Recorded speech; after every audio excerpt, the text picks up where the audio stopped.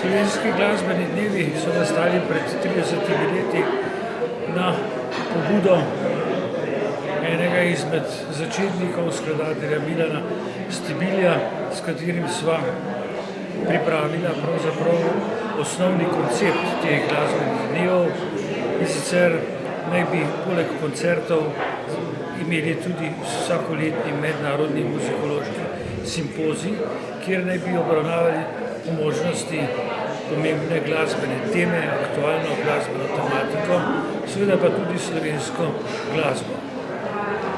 Tako se je doslej v 30 letih nabralo 29 zbornikov z številnimi referati, s praktično vsemi referati, ki so bili prebrani na teh simpozijih in predstavljajo, po mojem mnenju, kar lep del slovenske muzikološke literature.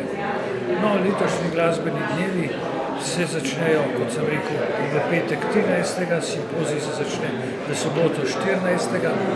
ko so tudi potem vsak dan koncerti, tako orkestra Slovenske filharmonije, komornega godalnega orkestra, kvinteta trobilcev in seveda tudi komornega zbora Slovenske filharmonije. Program se mi zdi bogat, ne bom rekel, da je natrpan, ampak lepo razporejen preko vseh teh dni, tako da bo poslušalec lahko dobil lep pogled na del slovenske glasbe. Ja, ampak veste, kako je. Čim starejši si, tem bolj se ti zdi, da življenje teče hitro, vedno hitreje.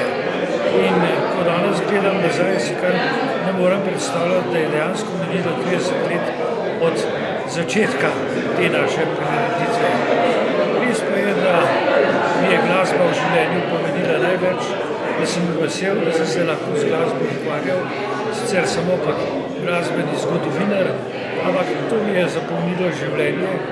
Zanimala me je preteklost slovenske glasbe, zanimali so me nekateri skladatelji in tako so praktično tudi velik del svoje raziskovalne dejavnosti po svetu raziskavam slovenske glasbene preteklosti.